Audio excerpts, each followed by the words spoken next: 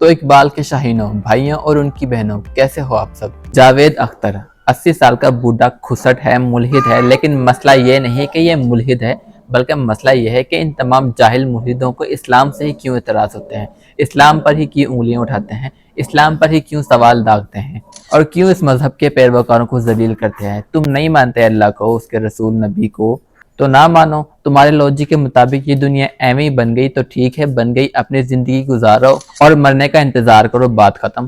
یہ دنیا میں شور مچا کے خود کو ملحد کہلوا کر مشہور کروا کے کیا کرنا بھائی؟ تجھے جنت میں امرود اور سیب نہیں ملیں گے جو کہ تجھے لگتا ہے، تو دنیا میں رہ کے چکن کھا اور ڈکار مار کے مر جا۔ یہ فضول سی جنگ جو نے دنیا میں سوشل میڈیا پر چھیڑ رکھی ہے، خدا ہے کہ نہیں ہے، اگر ہے تو یوں کیوں ہے، اگر نہیں ہے تو یوں کیوں ہے، یہ سوال ان لوگوں کے لیے ہوتے ہیں جو شک میں مبتلا ہوں۔ جب تیرا عقیدہ ہی یہی ہے کہ there is no God، جب تو ہے ہی ایتھیسٹ ملحد، تو پھر تو بات ہی ختم۔ سمپل سی بات ہے، مثال کے طور پر اگر آپ چینی لینے جاؤ اور دکان والے کے پاس چینی نہ ہو تو آپ کیا کرو گے؟ واپس گھر آ جاؤ گے یا آگے کسی دکان پر جاؤ گے؟ یہی کرو گے نا۔ لیکن راہ چلتے مسافروں کو روک روک کر یہ تو نہیں بتاؤ گے اس کے پاس چینی نہیں ہے، اس کے پاس چینی نہیں ہے، اسے نہ لینا، اس نے بھاویں چینی لینی بھی نہ ہو۔ اسی طرح جب تو خدا کو نہیں مانتا ہو تو لوگوں کو کیوں بتا رہا ہے کہ میں خدا کو نہیں مانتا؟ نہ مان۔ لیکن اگر تو چاہتا ہے کہ تجھے ایسے دلائل پیش کیے جائیں کہ تجھے یقین ہو جائے کہ خدا کا وجود ہے، تو دنیا بھری پڑی ہے تاریخی کتابوں سے، لائبریریوں سے، جا جا کے مطالعہ کر، قرآن پر، تفسیر پر، احادیث پر۔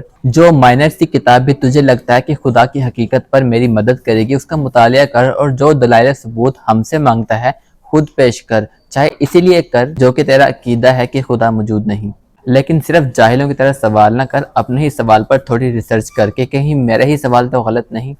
دوسرا حیرت مجھے اس بات پر ہے کہ علی گڑھ یونیورسٹی سے فارغ التحصیل انسان اردو، انگلش، مراٹھی 4 زبانوں کا ادیب مفتی شمائل ندوی کے سامنے انگریزی میں پانی بھرتا نظر آ رہا ہے، انگلش الفاظ کے معنی اردو میں پوچھتا رہا۔ یار علی گڑھ یونیورسٹی پاکستان بننے سے بھی کئی دیر پہلے کی ہے، وہاں سے پڑھ کر بھی اگر یہ ان پڑھ ہی ہے تو یہ ملحد ہی ہے۔ اس کے اوپر سے گزر رہی تھی مفتی صاحب کی انگریزی۔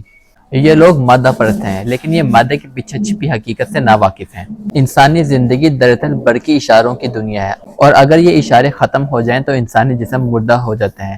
جس طرح ایک موبائل بغیر اشارے کے کام نہیں کرتا، اس طرح انسان کو یہ سوچنا چاہیے کہ اشارے آخر آ کہاں سے رہے ہیں۔ امتحان کے پرچے میں صحیح اور غلط دونوں آپشن ہوتے ہیں۔ غلط آپشن چننے والا غلط ہوگا، نہ کہ امتحان بنانے والا، پرچہ بنانے والا۔ اسی طرح اللہ نے صحیح اور غلط بنایا ہے۔ اب جو شخص اپنا اختیار استعمال کرتے ہوئے غلط کام کرے گا تو غلط وہ ہوگا، نہ کہ خالق۔ الغرض ایسی بہت سی مثالیں مل جائیں گی، بہت سے ایسے دلائل مل جائیں گے جو کہ یہ ثابت کرتے ہیں کہ خدا وجود رکھتا ہے۔ خدا کے وجود کو تسلیم کرنے کے لیے ایمان کی طاقت، ایمان ہونا لازم ہے۔ جس کے پاس ایمان ہی نہیں، اس کے لیے ہزاروں دلائل بھی رد ہیں۔